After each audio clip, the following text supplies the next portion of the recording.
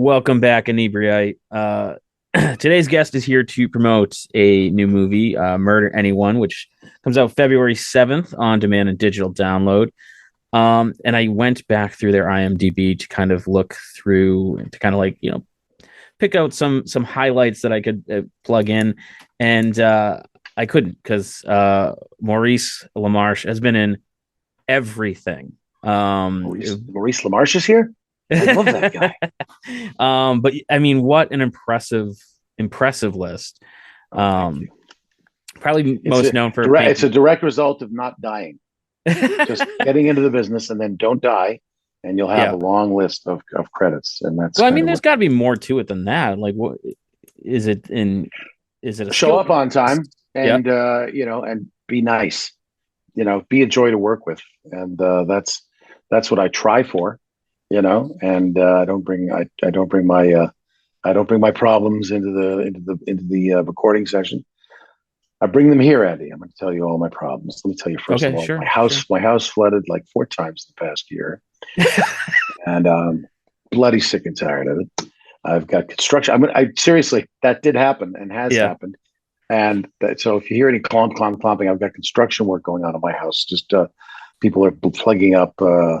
We had to drill out my living room ceiling because we had the torrential rains here in Los Angeles. And all of a sudden we heard ploik, ploik, ploik.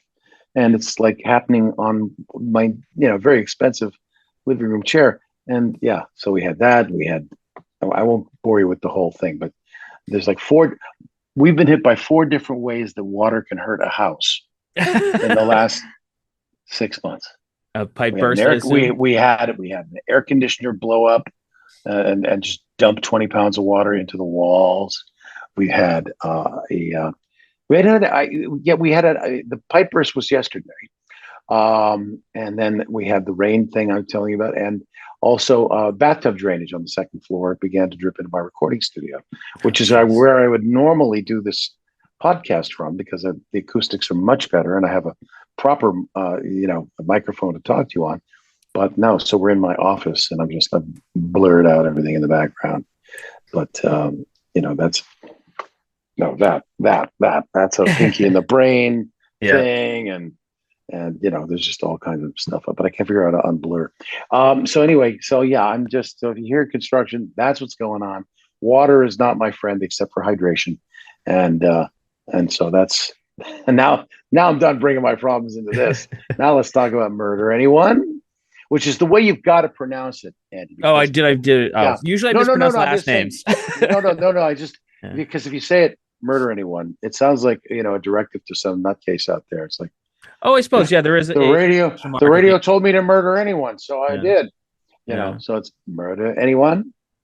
So and it's a very funny film about the creative process, and it sends up just about every genre within the horror culture, and I get to play one of the 2 main characters. Well, actually, there's a bunch of main characters, but we are the writers that write the action that's taking place on the screen. And I get to play a character named George, who's based on my friend Gordon Bressac. When he wrote this as a play, he based George on himself and Charlie on his writing partner, Charlie Howell, who together the 2 of them wrote really probably about half the Pinky and the Brains. By the way, did we tell your audience that I played the brain on Pinky and the Brain? No, I just said you are in. We'll let it be a surprise. The list. Simpsons, Pinky and the Brain, Zootopia, Futurama, Rick and Morty. Just went on and on and on. Yes, my friends. Was it also Destro and G.I. Joe? Did I see that on there? I was the second Destro. The second. Okay. Arthur went on a trip around the world, and they couldn't. In those days, they didn't have ISDN even, let alone just plug it in your computer. So, and I guess they didn't know it was coming back. So, I did the sound alike work on that because I don't really like to take work away from other actors. I've been offered the chance to do so many times, and I always turn it down. Even right down to The Simpsons. When The Simpsons were renegotiating their contracts in season 6, there was this big casting call, and I was the first person because I got the first offer because I had the same agent as Harry Shearer at the time. And I just told my agents, no, I won't read for it. No, those Harry's characters. That's Hank's characters. I know those people. I can't, they deserve a raise. They deserve it. And I'm not going to help. I'm not going to help them win against these Is people. that your rule? Is that kind of like an unwritten rule in the voice acting? No, it's not an unwritten rule in the voice acting world. We've gone through renegotiations on Futurama twice, and I'm appalled to learn that some of the people who read for my parts, people that I actually did some mentoring with. So no, it's my rule, and there are people who will fly in the face of that, but it's not what I'll do. I won't do it. That's pretty respectable. I try. I find I was kind of surprised to see your name on the list of Murder Anyone. Did I get it right that time? Sure. Okay. Murder Anyone. It's not at all what I think of. Bogart. Yeah. Bogart's very first spoken line in the movie. And it's anyone. So it's Murder Anyone. It's not what you'd expect. You wouldn't expect to see a guy as a voice actor suddenly showing up on camera after a long career of being totally anonymous. So, but I had to do it because James Cullen Bressack I've known him since he was 4. It's a tired line I've said on other podcasts, but I'll say it again. I'm one of 7 people on the planet allowed to call him Jimmy. And, but everybody else, he's James Cullen Bressack, and he's James, man. And he runs a very tight but fun ship when he directs. God, it's a fun set, but we never lose sight of the fact that we are, in the serious business of not wasting people's money and making a picture. And so, so when he came to me and said, I want you to play George, who is, based on his dad, who was one of my top 5 best friends of my life. We met on Pinky and the Brain, and I just immediately liked him. We had the same kind of cynicism. And I'd go over to his house, and we just sit in the office where the shows were being written. Once in a while, he'd pull out his script. Brain, say this line as Brain. I want to know if it's a good Brain line. And I'd say it. He'd go, yeah, it's great. And but I actually did help him write the end of Broadway Malady. He was totally stuck, and I came up with a suggestion that he then massaged into something that really worked. But I loved Gordon, and he was a dear friend. And so getting the chance to play a version of him in this film was a real treat. And I'm working with the real Charlie. Charlie Howell is playing a version of himself. And Charlie and Gordon wrote, to me, they wrote the jokiest Pinky and the Brains, And so, but Charlie, when all that came to an end, a friend of mine was taking Meisner, and he said, I met a guy in my class today who used to write your show. And I was like, first of all, it's not my show, it's Steven Spielberg's show. But I said, who? Charlie Howell. So I called Charlie. I said, you taking Meisner? He goes, yeah, I want to challenge myself. I've done writing for all these years. So Charlie has actually been, he's a much more accomplished on-camera actor and stage actor than I am. So I got to, he was a wonderful partner to do this movie with, because the relationship that Gordon wrote was the sometimes contentious relationship that they had. And it's on the way to creating something that just goes all over the screen. You've seen the picture. I haven't yet. Oh, you haven't? Okay. No, I haven't actually seen it. You're in for a treat. Yeah. Because, we're writing a film, and one of us wants to write one kind of thing. The other one the only we can agree on is that it's going to be a murder mystery. And then it just gets more and more bizarre. And the younger actors who play the people the characters we're writing, Galadriel Steinman and Christos Andrews and Spencer Breslin, are hilarious. And Sally Kirkland, Oscar nominee Sally Kirkland, shows up in the film, and we've just got so many wonderful people, and it just is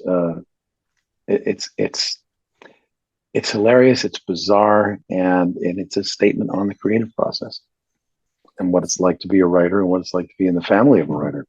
So you said it was a pretty tight ship. Was there room for improvisation or? Oh yeah, I'm just meaning there wasn't a lot of wasted time. There wasn't a lot of, we didn't squander our time. It was, we had time in between takes for jokes and fun. but it was not. It was not a. We knew we were working with a tight time budget and also financial budget, and so we were always focused. Yeah. The most important thing, but never without a good touch of humor. So it was really the funnest set I've ever been on in my limited on camera life. You know. So now, are you going to be looking for more on camera, or are you just still consider yourself mostly a I voice? consider myself primarily a voiceover actor, but it was enough fun that I might pull some scenes from this and another film I did just before the pandemic called Witness Infection, where I played a mafia boss who gets turned into a zombie. It's a zombie mafia comedy, and I had a kind of an award-winning commercial on the air for a little while for uh, uh, Forza Horizon 4 for the Xbox. Mm-hmm. Played a pompous British announcer, and beautifully shot and very funny and cut very well. And so I might, just take all of that on camera stuff and slap it onto a reel and see if I can get an agent, See what and get happens. out Yeah. there and see what happens. Yeah. At almost 65 years old, I might get an on-camera career. Certainly happened. Who it happened for was Mason Reese. Mason Reese was a big voiceover guy in the 1960s and 70s. He was the guy whose voice was, with a name like Smuckers, it has to be good. Oh, of course. Yeah. Yeah. And Yeah. Mason Reese suddenly turns up in a movie called The Verdict with Paul Newman. Mm-hmm. And you're like, I know that voice. Who is that serious guy, that lawyer guy that's, sort of in Paul Newman's ear all through the film with? And then you realize he's the Smuckers guy. And then he shows up as Lou Grant's boss in the TV series Lou Grant, and had a very happy career on camera in his senior years. So maybe I'm headed into that. Maybe not. Maybe I'll just do voiceover. It's all acting, Andy. Yeah. It's all. The only difference is that with on camera, you got to stay in your key light and get hair lighting and makeup done, and not pay attention if somebody moves a camera or walks in the background. But it's and memorization. That was probably I'd forgotten that there's Oh, sure. memorization involved. Yeah. I didn't When even you're a think of that. voiceover actor, you grab the line off the thing and you can go off book, but you come right back to it. And just getting your lines down was a big part of this. And I ran them and ran them and ran them, and thank God I was, 99% off books. We have very, very few blown takes, so that's good. That's great. And I probably assume you can't do it as much from home. I feel like a lot of voice actors have their home studios that they can. And I do. I mean, the pandemic made that necessary, but prior to that, I was, kind of the last house on the block to not have a home studio. And then when the lockdown happened, it's what had to happen. So my son, who's a very talented musician and really knows his way around a soundboard, we cobbled together a studio in the house, and that's where I did almost the entire second season of Animaniacs from, as well as a lot of the Disenchantment. By the time Futurama got started back up, we had a lot of COVID protocols, but we were back at our home studio called LA Studios here right across from the old Hanna-Barbera. And but yeah, the home studio thing was something that I had to come into the 21st and pandemic century, COVID-19 century. I was looking at like your list of work, and with like Futurama, that like kind of came and then came back, and Pinky the Brain, the same thing. Is there ever trouble like recovering a voice that you did, like where you're like, Well, I think my voice is older and deeper now than it was in the 90s. When I yeah, listen back to old Pinky and the Brains, I go, sorry, I'm not supposed to say old. OG, the OG Pinky and the Brains. I hear that there's a timbre to my voice that's a little higher, that I actually like the way I do Brain now a little better, because he is based on Orson Welles, and I am close to, right, the age that Welles was, well, actually when he left us. But, so, we know a remote farm in Lincolnshire where Mrs. Buckley lives. Every July, peas grow there. I mean, that's yeah, how I came to the voice, was I had that. Phil Proctor and Neil Ross both gave me copies of that famous frozen peas outtake session, and you know, I would try and do it in my 40s, and I just couldn't get quite down there enough, and now I can. So I mean, all of our voices drop when we get older. So Mhm. there's that, but I think we're all basically still there as long as we can still hit some of the high notes. I think we're all right. I think the audience is looking to hear the heart and soul of the character rather than the timbre And it's per se. such a beloved character, and I felt like it came out when I was in college, and everyone in college I was with watched. I was just telling a friend of mine who I was interviewing, and she's like, "Oh my god, I still watch that with my husband," and it's like, what is it about Pinky the Brain that like just drives home with people? So Well, the show isn't about taking over the world. The show is about a relationship. The show is about a friendship. That's the whole thrust of the show is these two characters. It's Oscar and Felix. It's Ralph Cramden and Ed Norton. I mean it's just two characters who have uh, a complex relationship, and yet they deeply care for each other. It's just that one of them can't show it. Brain will not allow himself to show how much he cares about Pinky. Pinky is all love and helpfulness, and a good dash of incompetence. But and Brain is self-important and takes himself way too seriously. Can you imagine having a loftier goal than taking over the world? I always played Brain though as though he wants to take over the world because he knows he can run it better right. than all the yahoos that are doing it now. But he's so that I think is what speaks to people. It also looks like a marriage. I mean, it's they have some of the fights that the married people have, just as in The Odd Couple. The Mhm. Odd Couple was The Odd Couple was about a marriage, but it featured two heterosexual men. Right. But it was about all the problems that people have that both those characters had with their spouses, they have with each other. Because really, in any, I guess this basic human psychology, any problem you have with other people is actually a problem you're having with yourself. So, I think that might be what speaks to people about the show. The plots that take over the world, some of them are hilarious, but Yeah. the show isn't a show about how to take over the world. It's not a world domination show. It's a bickering couple show. So And that's that kind of relationship that I think everyone has, even unmarried people, like me and my business partner, we argue frequently. yeah, And it's that kind of, when you're with someone long enough, you're gonna have, that those pet peeves or those little things that just drive you crazy. what with characters really, uh, I kind of love. I think their dynamic is sort of the shoulders on which Rob and I stand, whether we acknowledge it or not. Is Gene Hackman and Ned Beatty in Superman the movie, Lex Luthor and Okay. Otis, Yeah. the uninformed idiot and the informed idiot. I mean, Lex's plan in that film is crazy. I mean, it's just you cannot by destroying California create beachfront property in Nevada. I mean, Right. that's not what will happen. It's a friggin' disaster. People will not be flocking to the San Andreas Fault to get an umbrella drink and sit there and watch California floating away. But their dynamic of Otis, next time put my robe on after I get out of the pool.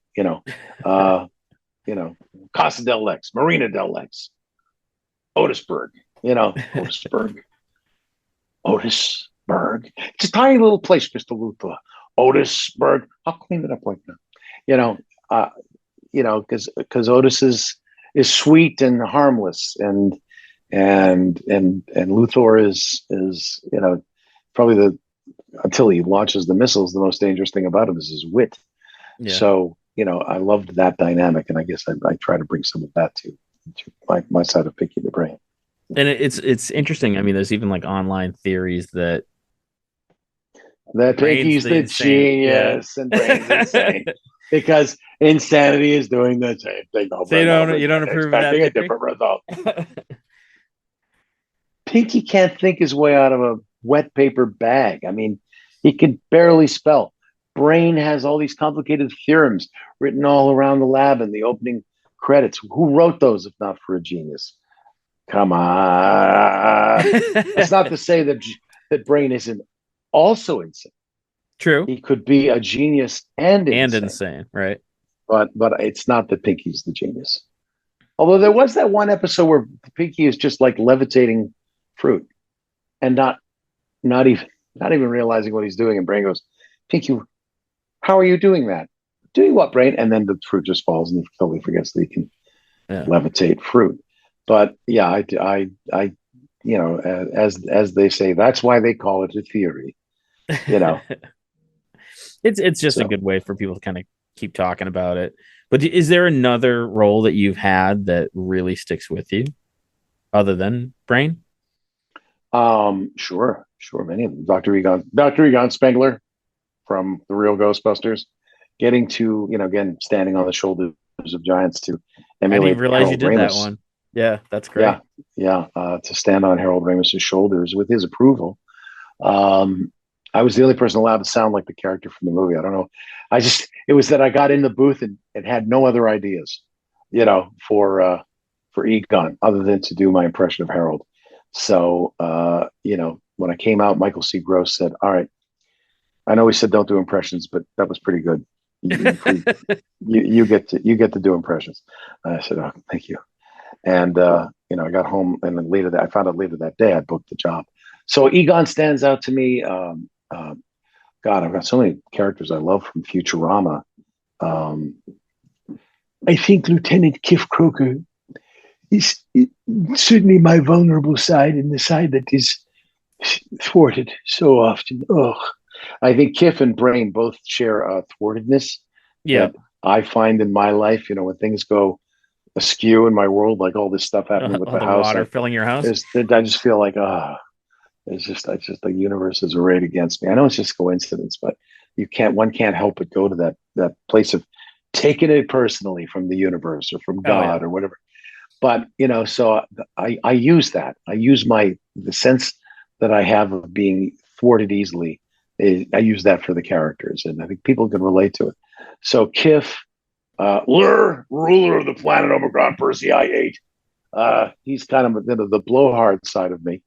And the side that does go through a midlife crisis. I mean, I'm probably in my 3/4 life crisis, but all of life's a crisis for me. So it's fine. I just, as I say, I use it. But I love Lur, and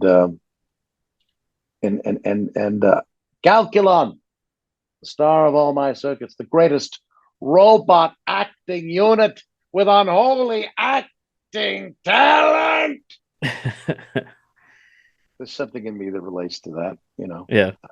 I'm an actor, and I do everything an actor would do, and I'm over the top in a lot of ways. So Calculon is one of my spirit animals, or at least spirit hunks of tin. And where do you find the voices? Do you kind of stroll around your house and try on new voices for the family, or do they? Family's done with it. Family doesn't want to hear it. Yeah.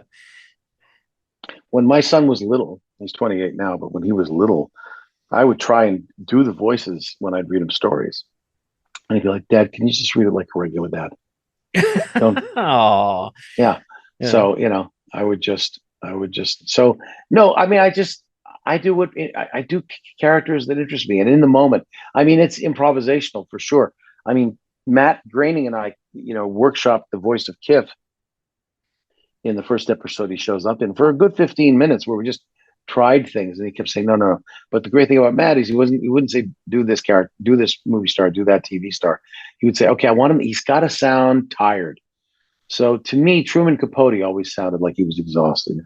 Mm-hmm. He was one of those, he just sounded, everything was a sigh, and he just sounded very, and so then he said, well, okay, but I also wanted to have a certain pissiness. I mean, he's not powerful. He can't fight back against Zap Brannigan, but I want him to be pissy, and have an attitude, kind of like Lovitz. And I said, so like the line was, one of his first lines was, "Sir, it seems the rest of the crew doesn't share your passion for velour." And so I tried it as Truman, Sir, it seems the rest of the crew doesn't share your passion for lure. And then we tried the Lovitz note.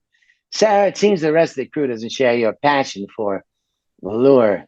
And so we married those and it became, Sir, it seems the rest of the crew doesn't share your passion for velour. Ugh. And when I threw that sigh on the end of it, that's it. Keep that. That sigh is gold. And so we've always, had 2 or 3 kiff sighs anytime, the exhaustion that we've all felt as we've dealt with a boss that we know we knew better than. Yeah. That stupid boss. And just walking away going, oh, which I totally stole from my wife. Walking away from you? Walking away from me. That's the sound she makes when I've made an ass of myself.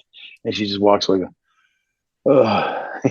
So I owe her my career in that way. Yeah. So when you meet people, do you have those moments where you're like, oh crap, I'm going to remember this person's voice or mannerisms and like start kind of like paying attention to that person? When people are distinctive enough, yeah, I will try and do a little Siler kind of thing. Remember Siler from Heroes, Heroes, right? Yeah. Zach Quinto. I was Siler before Zach was Siler. Really? I did Siler in voiceover. Siler appears on oh gosh, I used to love this show and I can't remember the character's name. The East Indian scientist. Anyway, they go and check out it. Koresh, yeah. So they go to Koresh's dad's apartment, and there's a message from Siler on the answering machine. And they hadn't cast Zach yet. They didn't know how old Siler was going to be. They just knew there was going to be this character named Siler that steals people's powers, and somehow or another he gets to it by slicing their heads open. So Jeff Loeb, who was producing the show at the time, called me in. We've been friends for 20 years longer. So he called me and he said, I want this guy to, if we could afford Kevin Spacey, I'd want him to sound like Kevin Spacey. That kind of, there's a haunting character thing, but there's also some sort of, there's a flatness and a straightforwardness to it too. So I went in and did the lines, it's not in a Kevin Spacey impression, but with that attitude. So I was the first time you hear Siler, that was my voice. Oh, that's interesting. And I saw like a lot of credits like that. Obviously you did Orson Welles for some things, but IMDb has you credited for Buddy's Belch in Elf, which I thought was like a weird credit. But it was a weird credit, but I'd done it for Animaniacs, whenever Wacko sure has the belching concerts at the Hollywood Bowl. Yeah. So somehow I guess somebody, because they had strung together a bunch of genuine belches digitally. Yeah. But it just was playing like digital belching. And they wanted to know if I could sustain the sound I did for Wacko. I do the Blue Danube Waltz in Wacko's belches. If I could sustain that for 15 seconds. And because it's not a real belch, because it's like a combination of Tuvan throat singing and turning your tongue inside out so that your cheeks, are the echo chamber instead of your palate. Mm-hmm. It comes out like this. It's like it became. So I did that for 15 seconds, and I did like 3 takes, and that became Buddy's Belch. Yeah, that's crazy. And I still get residual checks around March for all of the Christmas streaming, and times it airs on cable. That's fantastic. That Belch money. Got to get that Belch money. Got to get that Belch money. And Jess Harnell calls me a stunt burper because he played Wacko the rest of the time, but for the belching, me. Yeah, that's great. Do you have any other things lined up that you can talk about that you're really excited about working on? Well, we got this latest season of Animaniacs. That'll be actually, and I know we're dropping. We're streaming Murder Anyone on all the streamers, as far as I know, February 7th, and then February 17th, the final season of Animaniacs will drop. I think an episode at a time on Hulu. So So that's 10 new episodes. So I'm excited about that. And just put the final ADR and finishing touches. ADR stands for automated dialogue replacement, or looping, as they call it more colloquially. And then we just wrapped on the first order of 20 episodes of Futurama. And Write Your Congressman asked for the next 20. But watch it for sure when it drops this summer. Leave it on. Just walk out of the room. Let it go. Yeah. Watch all 10, the first 10, and then just leave it on all night and call a friend and go get Hulu to get the free trial, because they also go how many new streams, how many new subscribers. So there's that. And but I'm truly excited for Murder Anyone, because this is not an area where this is not a corner of the sandbox I usually play in, right, being on camera. And somehow or another, 3 different festivals have seen fit to give me either best lead or best supporting. Oh wow! Actor, best of the fest. So it's completely revisited territory for me being on camera. I did a little on camera in the early part of my career, but to get to come back in front of the camera again, thanks to James Cullen Bressack, is just such a treat, and I'm so thrilled. So really and I look at the film and I don't cringe. There was a time where I just go, oh God, did I really do that with my hands? Oh my God, yeah, like my hands. It's like the song from it's like the part of the song from Pink Floyd's The Wall. My hands fell just like 2 balloons. I just always never knew what to do with my hands. In fact, we made that a running gag on the set. I was like, am I doing too much hand acting, James? Am I too many hands? I don't know. What am I? So you're fine with the hands. Drop your hands. Just relax with your hands. It's one of my favorite things about watching like really bad cinema is the kind of like overacting. And what jumped to mind was Clerks. I was listening to a commentary of Kevin Smith, and it was just I think she was supposed to be playing a detective at the end. And he's like, just look at how fast this girl's writing.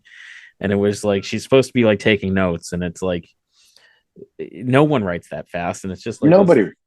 Those silly little like moments of. Nobody finds a parking spot that fast as Doris Day. I mean, you ever notice Doris Day just pulls into a spot in front of the building? It's like, you never see a movie about 2 guys who can't find a fucking parking spot for 15 minutes. It's like, that needs to be the show. Oh, these people. I mean, we need to watch. We need to watch 2 famous characters looking for a parking spot. Maybe Lex Luthor and I'm sorry. Yeah, Ned Beatty's gone. Yeah. All right, somebody has to look for a spot for 15 minutes. Maybe I'll make that movie. Well, that's kind of comedians in cars getting coffee. They always have those interesting moments where they'll be driving around and the car just dies because it's a vintage whatever. And, right. But it's one of those like movies are always commented on, like, oh, the realism. It's like, the realism isn't out. Like, it's the interesting realism. The boring realism is never in the movie. No, of course not. Not. Yeah. But you mentioned that. Well, now we come to that part where we run out of things to say. We still have 9 minutes to fill, so I'm going to play with my pen and tap it on my desk until no. Well, no, I was just going to say, you mentioned that Animaniacs is being released by the episode, and that seems like a new streaming. I think. Okay. I don't have confirmation on that. Don't hold me to that, but I'm not sure if they're going to do it week by week like they did with Hulu. That seems to be the Hulu model, is to not drop everything at once. Netflix does that, and we love them too. Love the Netflix. Disenchantment's on Netflix. That's the other thing. We are wrapping up Disenchantment now, the 5th and final season. I'm in a lot of final seasons, Andy, and it's making me very nervous. I don't want this to be my final season of life. That's like the creator thing, though. I've heard other people talk about it, where you're fine, and then you kind of go through that maddening point of like, okay, what's the next thing? What's the next thing? What's the next thing? Oh yeah, no, you're in the hallway of the looking for doors to open, and once you step through the door, you're going, oh God, okay, I'm good for 20 episodes. Okay, good. But it's that time where you just go, all right, I'm out of work. Never working again. That's Yeah. it. They're on to me. But They're that never goes away. I've been fooling them. I've been doing this since 1985. 1985 was I don't think I had to take, actually since 1983, but with 1985 was the work really heated up. 1983 was the last time. So we're talking 40 years where I haven't had to do some other job, something else for a living besides voiceover or some aspect of show business, stand-up comedy, any of that. And I've not lost that feeling that one day it's all going to come screeching to an end. And they found me out. And all I've been doing is doing a brilliant imitation of talent, but that I don't actually have any talent. That never goes away for an actor, ever. I think it's a creator thing in general. Like what is the brain damage that we have that makes us live in this world? Like we can just get a job and collect a paycheck like normal people, but like what is it about that lifestyle? I think those folks are the healthiest folks. I really do. I think the people that I meet in the Midwest who are just happy to have work, have a job they go to, work the job, do a good job, they get a check, they bring it home, they have dinner with the family, and then they take a vacation once a year, and they're just happy. That makes them happy. Then they have fun on the weekends, varying degrees, whether it's healthy fun or less than healthy fun, but they have fun on the weekends. And that's they keep it that simple. I think those people are healthy. I think it's people like me and you that we've got to create, got to pursue that creative life and make something that people remember us by. It's just there's got to be. Oh, I know. My wife has just sent me this. My wife has walked in with this note. She doesn't want to disturb the podcast, but she's saying loud machines are going to start now. Loud machines to start now. Thank you, sweetheart. Well, no, it's well, I've warned Andy, our host, that I've told the whole story of all the crap that's gone on with the house. It's 45 minutes. Yep, we're just about to wrap up. Yeah, we're about to wrap up. So if you hear loud noises, it's the repairs about to start on my waterlogged house. So we never have a good way to like wrap up a episode. Well, now we do. Now we do. Like, now we're going to edit in loud machines. Yeah, they're drilling now and they're power washing. But I'll just say that I think we're like, who's the genius and who's insane? Mm-hmm. We're the insane ones. We're the ones that are willing to go through that, not in our stomach every time a project comes to an end. Now, how am I going to make a living? That's it. I've been found out. No, I don't know if it's that healthy. But I can't do anything else. Like John Lovitz, my dear friend and castmate. I was the castmate. He was the star. From The Critic, said in the movie A League of Their Own, as the guy, he's on the train, and the guy goes, "Can you believe it? I made this many sales. Can you believe it?" He goes, "If I had your job, I'd kill myself." That's such a great line. Yeah. And that's the way I feel. That's like every show business guy would. I think if I had to do anything else, I think I'd become depressed. Maybe not depressed enough to, to do anything, do myself harm, but yeah. I love what I do. And I love seeing what comes next out of me as a creative person, because my creative process is finding the character, and that brings me joy. And your laugh when I do a voice or when I say something funny brings me joy. That gives my life meaning, because God, if we were built without the laughter chip, we'd all kill ourselves. Oh yeah, for sure.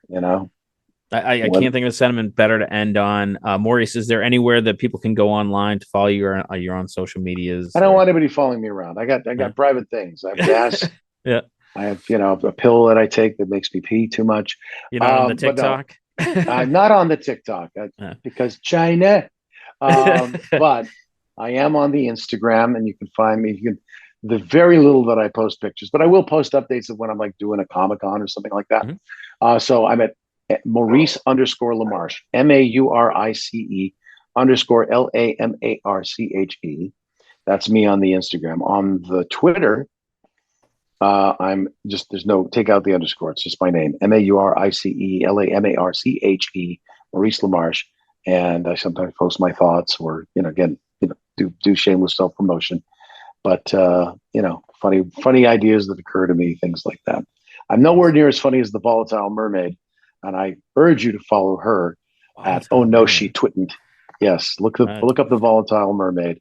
This girl is the funniest writer working today, as far as I'm concerned. She's so insightful. Yeah, follow her on Twitter as well.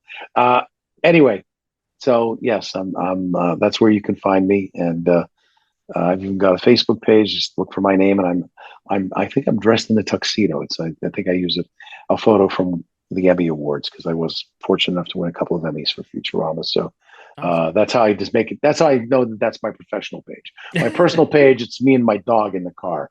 Yeah. But my professional page, I'm very tuxed out. Nice. Well, thank you so much for taking the time. It was an absolute honor. Oh, Andy, thank you so much for having me. And good luck with the house. And for our listeners, and with Murder Anyone, February 7th on the February 7th. Yes. All right. Awesome. Thank you. And thanks for checking out the show today, listeners. If you enjoyed the content today, you can go over to patreon.com/Inebri-art to support the show. You can join over there for just a few dollars a month and help us provide this fun content that you just checked out. You can also email us at Inebri-art.com with your questions, complaints, and concerns, or you can find us on all social medias at Inebri-art or at Inebri-art6 on Instagram. And also don't forget to check out our other shows, Bar Talk Podcast, Old Colony Cast, Inebri-art, and all the other shows on the Inebri-art Network, which you can find at Inebri-art.com. Thanks again for listening.